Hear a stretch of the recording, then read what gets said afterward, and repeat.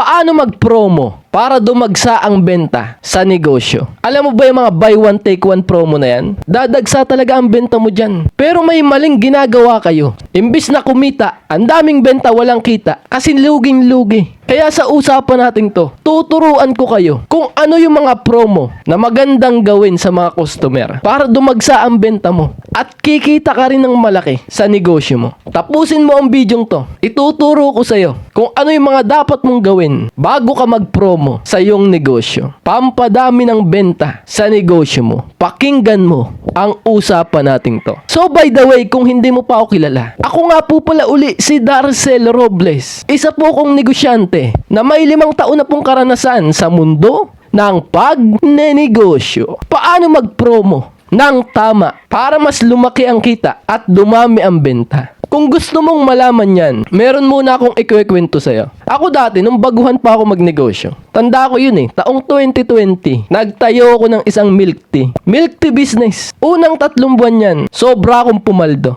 Ang lakas ng benta ko nun sa milk tea business ko. Kasi ang mga tao na curious sa mga paninda kong milk tea dati. Kinatagalan nun, tumutumal na negosyo ko. Nag-isip ako ng paraan kung paano ko mapapabalik ang mga customer. So ang ginagawa ko, ginagaya ko yung mga Shopee, Lazada na yan. 7/7 sale, 11/11 promo. Yung 11/11 promo, ang hindi ko pinakamakakalimutan, November 11, pag bumili ka ng milk tea ko, bilhin mo yung isa, 11 pesos yung pangalawang milk tea. Hindi buy one take one ang ginamit ko. 11/11. Yun ang ginawa kong promo. Umaga hanggang gabi, dagsa ang order ko. Pero alam mo ang nangyari? Yung cashier ko, nagbulsa ng pera. Nakupitan ako. Kasi hindi ko na na-monitor ang mga bayad ng mga customer. Yung cashier na humahawak. Tapos yung resibo, hindi ko alam na kung nabibigyan ng resibo ang mga customer. Ako gawa lang ako ng gawa ng milk tea. Ako ang production. Ako ang gumagawa ng milk tea. Iaabot ko sa taga-deliver. Yung taga-deliver ang kukuha ng bayad ng customer. At yung taga-deliver na mag-aabot sa cashier ko. Focus lang ako sa paggawa ng milk tea nun. Kaya nakupitan ako. Imbis na kumita ako nun, nalugi ako.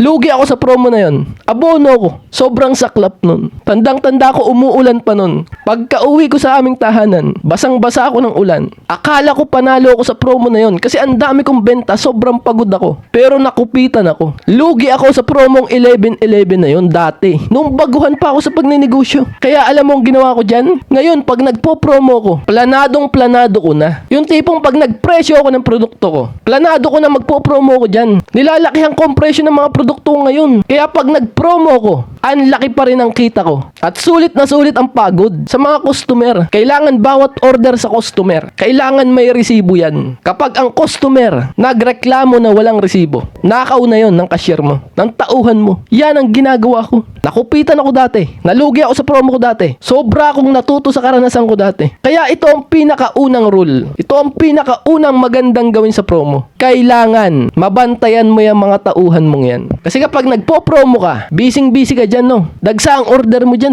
So yung bayad ng mga customer, nabubulsa na ng mga tauhan mo yun nang hindi mo namamalayan. Kasi yan ang nangyari sa akin dati. Yung sinasabi ng iba na magtiwala ka sa tao mo, yari ka dyan, kukupitan ka ng mga yan. Kahit anong bait mo dyan. Kasi nangyari yan, nakwento ko yan sa iyo kanina. Nagpa-promo ko dati sa aking milk tea business. 11/11 promo. Pagbilang ko ng pera, short ako, may kupit. Pagod na pagod ka. Talo ka pa pala sa promo. Kahit ang dami mong benta. Kaya yan ang dapat mong gawin. Higpitan mo ang pera technique. Bantay kupit. Kung kinakailangan, laging may resibo. Tutukan mo ang pera. At diretso lagi sa GCash mo. Sa GCash account mo lagi diretso ang bayad. Yung tipong walang cash, pasok agad sa GCash mo. Yun ang magandang gawin. Para makaiwas sa kupit kasi busy ka dyan Pag nag-promo ka, dadagsa talaga order mo dyan. At magiging busy ka. So yung mga bayad ng customer, di mo na mababantayan yun. Ipagkakatiwala mo na sa tao mo yun. Pero yung tao mo pa lang yan, aabusuhin ka. Kaya yan ang pinakauna mong dapat gawin para lumaki ang kita sa pagpopromo sa iyong negosyo. Ayos? Okay, next, dadako na tayo sa pangalawa nating paraan. Kung paano mag-promo sa negosyo mo para lumaki ang kita, dumagsa ang benta ay siguraduhin mong kaya ng mga stocks mo. Yang dagsa ng benta na yan. Ako dati, pag nagpo-promo ko, sa sobrang daming nagme-message para umorder, yung iba hindi na nasasagot. Hindi na nare-replyan ng mabilis. Kasi kapag nag-promo ka, dadagsa talaga ang order mo dyan. So, kapag ikaw pa nagre-reply dun sa mga customer na yun, kawawa naman yung ibang nakapila. Ang daming nakapila, isipin mo, 1,000 nag-inquire sa negosyo mo. Gustong bumili ng promo mong yun. 1,000 kaya mong replyan yun. Tapos ikaw pa ang gagawa ng produkto mo. Sayang yung benta. 1,000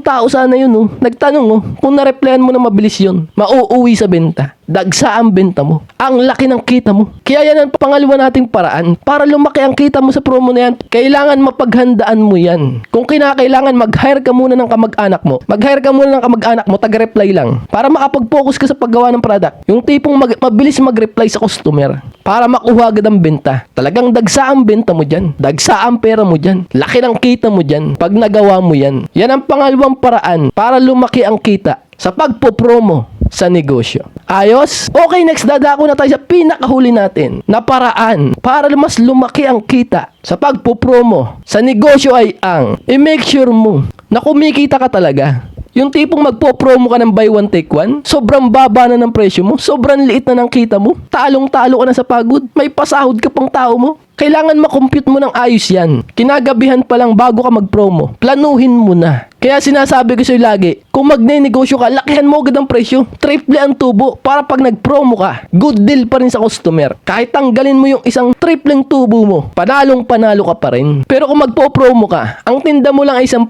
ipo-promo mo ng buy one take one. Pagod ka lang dyan, logi ka dyan. Diba sabi ko sa'yo kanina, kapag may nagtanong na customer, 1,000 yun. Kaya mo bang replyan yun? Tapos 10 piso lang ang benta mo, binay one take one mo pa. Ang pinupunto ko, wag maliit ang presyo mo. Planuhin mo, lakihan mo ang presyo. Talagang gisingin mo utak mo. Isipin mo ng isipin. Ano yung presyo? Ano yung paninda mo? Ano yung produkto mo na kaya mo mag-offer ng magandang promo? Nakikita ka pa rin ng malaki. Pero kapag inalok mo sa customer, mapapasabi ang customer, sige, kakagat ako. Good deal yan. Gandahan mo ang presyo mo. Lakihan mo ang tubo. Lakihan mo ang presyo mo. Para once mag-promo ka, kayang-kaya mo yung promo na yan. Na kapag narinig ng customer yung promo mo na yun, kakagat pa rin sila.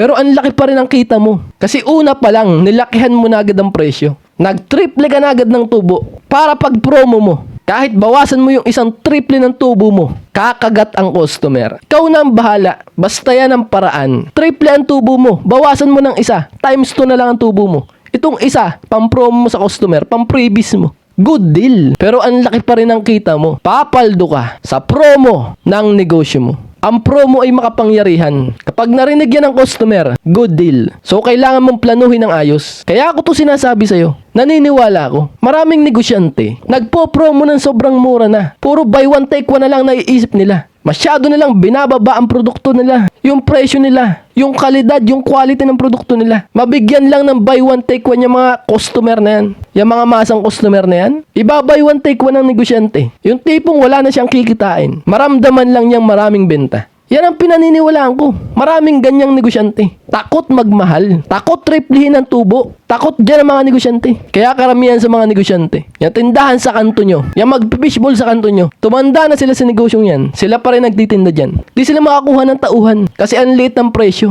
Pag nag-promo sila, madaming ang benta. Wala namang kinikita. Sobrang binaba nila ang presyo nila. Yan ang kalaban natin. Yung tumanda ka na lang sa negosyo mong yan, ikaw pa din na nagtatrabaho dyan. Di ka man lang makapag-hire ng tao. Kasi ang liit ng presyo mo. Nasa presyo ang sikreto. Para good deal, maganda ang iyong promo. Kikita ka pa rin, tuwan-tuwa din ang customer mo. Win-win situation. Nasa presyo ang sikreto. Yan ang pinaniniwalaan ko. Kaya niyayaya kita. Kapag magne-negosyo ka, umisip ka lagi ng produkto mo na kaya mo magbenta ng mahal. Gumawa ka ng sariling produkto mo. Gumawa ka ng ice candy mo. Naka-promo, libre masahe ang customer. Pero yung ice candy mo, 51. Sobrang sarap ng ice candy mo. Nakakahon, may bulaklak. Tapos may promo ka, libre masahe. Tingin mo, hindi ka agad ng customer doon? Kakagat yun. Kasi ikaw lang bukod tangi na mag-ice candy ganun. May libre masahe. Diyan kita niyayaya. Buksan mo lagi ang isipan mo. Huwag puro buy one take one na malulugi na ang negosyo mo. Niyayaya kita. Palagi tayo mag-usap. Palagi tayo magkwentuhan. Pindutin mo yan, subscribe na yan. Subscribe mo na ako para palagi pa tayo makapag-usap. Makapagkwentuhan ng ganitong usapan. Like mo yan. Subscribe ka na. Diyan kita niyayaya. Mga kanegosyo ko, palagi niyong tandaan ito Ang pagpopromo na yan, hindi lang yan tungkol sa pagbabawas ng presyo. Ang tunay na promo sa negosyo ay nagbibigay ka ng dahilan para mas piliin ka ng customer mo. araw-araw. At kapag ang customer, inaalagaan mo talaga, makita ka ng Diyos, mas bibigyan ka na mas marami. Galingan mo lang palagi kapwa negosyante ko. Utakan mo sa pagpopromo na yan, pero mahalin mo pa rin ang customer mo. Buksan mo lagi ang isipan mo sa mga gandang promo sa negosyo. May dahilan kung bakit tayong dalawa'y nakapag-usap ngayon. Kung meron kang katanungan, mag-comment ka lang sa baba at sasagutin ko po yan. Alam ko po nagustuhan nyo ang usapang ito. Pindutin nyo naman yung subscribe na yan. Subscribe nyo na ako para palagi pa tayo makapag-usap, makapagkwentuhan ng ganitong usapan. Pindutin mo yan, subscribe na yan. At nga pala, ako po ay nagtuturo kung paano mabangis na mag-promo. Yung mga offer na magaganda sa pandinig ng customer, yung mga pambobola na kailangan mong sabihin. Nagtuturo po ako niyan. 2 linggo ko po kayong tuturuan. Kung mag-e-enroll ka ngayon, gagaling ka sa pagbebenta. Dadami ang benta ng negosyo mo kahit wala kang promo. Tapos tuturuan pa kita. Tuturuan kita ng mga pambobola na kapag narinig ng customer yun, bibili yun sa'yo. Kakagat yun sa promo mo. Yan ang ituturo ko sa'yo. Kung problema mo yung mahina ang benta, para sa'yo ang ituturo ko. Tuturuan kita ng pambobola sa customer para dumami ang benta ng negosyo mo. Kung gusto mong magpaturo sa akin yan, 2 linggo kitang tuturuan. Mag-text ka lang sa number na yan. At nga pala po, sa mga gusto pong umorder ng ating libro, sa mga gusto pong sumuporta, bili po kayo ng libro ko. Kung kayo po yung mga negosyante, nakakaunti ang kaalaman nyo sa pagninegosyo, para sa inyo ang librong to. Kung kayo yung negosyanteng nahihirapan, i-manage ang pera ng negosyo nyo, para sa inyo ang librong to. Kung kayo yung negosyante na minsan may free time kayo, magbasa kayo ng libro. Para sa inyo to. Kung gusto mo pong umorder ng ating libro, text mo lang po ako sa number na yan. Libre ko po itong ipapadala sa inyo. Kung ngayon po kayo o-order. Kung magte-text po kayo sa number na yan. Sa lahat po na magte-text ngayon, libre ko itong ipapadala sa inyo. Kahit saan pa po kayo sa Pilipinas. Sa mga o-order lang po ngayon, siya po ang makakatanggap ng free shipping. Text mo lang po ako sa number na yan sa mga gusto pong umorder ng ating libro. At yun lang po muna. Maraming salamat po sa ating magandang usapan ngayong gabing ito. Ako'y magpapaalam na po muna. Kita-kita po tayo susunod. Ako po muli, si Darcel Robles, na mag-iiwan po sa inyo po ng katagang ang tamad. Wag na wag mong papakainin. Ciao, bye!